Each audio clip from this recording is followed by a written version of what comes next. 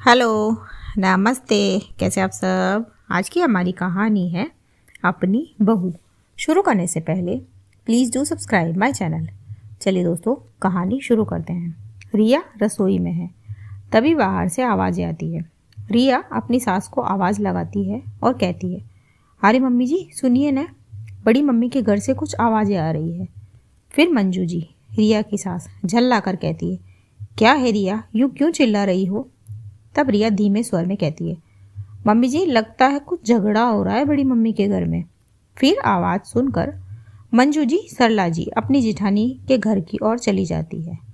और फिर कुछ देर बाद मंजू जी अपने घर लौटती है और अपने पति दिवाकर जी और बेटे मयंक को कहती है, अरे सुनो जी, ये दीदी की बहू है तो पूरी बेअदब है। सास को बोल रही है खाना खुद बना लो, हम नहीं बनाएंगे। बताओ, सास से अलग होना चाहती है। तब दिवाकर जी आश्चर्य से बोले, अरे पर भाभी की बहू है तो बड़ी संस्कारी मानी जाती थी।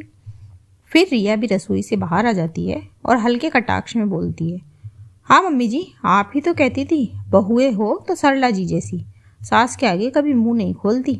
क्या हुआ अब। दरअसल रिया मंजू जी की इकलौती बहू है, जिसकी अभी कुछ महीनों पहले मंजू जी के बेटे से शादी हुई है।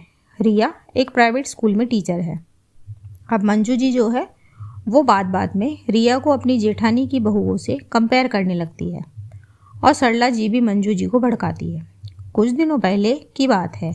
रिया स्कूल से घर लौट रही थी, सलवार सूट पहने, चेहरे पर दुपट्टा बांधे।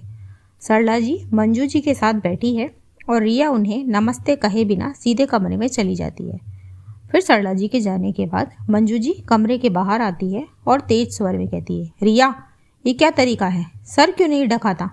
हमारे घर की बहुएं सर ढकती है। फिर रिया थकी हुई सी आवाज़ में जवाब देती है, मम्मी जी रोज़ ऐसे ही आती हूँ स्कूल से। तब मंजू जी गुस्से में बोलती है, अब जवाब भी दोगी मुझे, ये छूट दी है बाहर जाने की। फिर रिया चुप हो जाती है। फिर कुछ दिनों के बाद रिया का पूरा परिवार एक शादी की सालगिरह में गए थे। तब वहाँ पर रिया और मयंक ने एक ही प्लेट में खाना खा लिया। तब फिर सरला जी मंजू जी के कान में कुछ फुसफुसाती है। घर लौटते ही मंजू जी फिर से रिया पर बरस पड़ती है। बिल्कुल भी शर्म नहीं है, पति के साथ एक प्लेट में ही खा रही थी। दीदी की बहू को देखी थी, सास के साथ खा रही थी, और एक मेरी बहू है। फिर रिया धीरे से कहती है, मम्मी जी मयंक मेरी प्लेट में आकर खाने लगे थे तो मना कर देती, संस्कार भी कोई चीज़ होती है। मंजू जी गुस्से में बोली। खैर, अब आज की बात पर आते हैं। रिया रसोई से बाहर आती है और कहती है, मम्मी जी एक बात बताइए कि क्या सिर्फ दूसरों की बहुओं से तुलना करना सही है। मंजू जी चुप हो जाती है। फिर रिया कहती है, मम्मी जी मैं आपकी बहू हूँ तो आपको मेरे बारे में सोचना चाहिए और मुझे आपके बारे में। हमें किसी तीसरे से तुलना करने की ज़रूरत नहीं है। और एक बात कहूँ, कोई कितना भी अच्छा क्यों ना हो मम्मी जी, पर अंत में न्याल आपको अपनी बहू ही करेगी।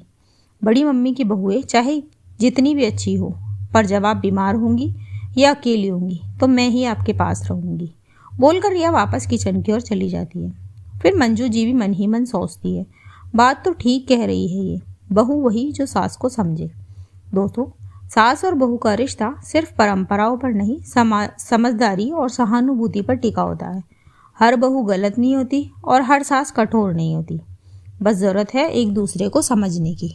इसी मैसेज के साथ कहानी यहीं ख़त्म होती है।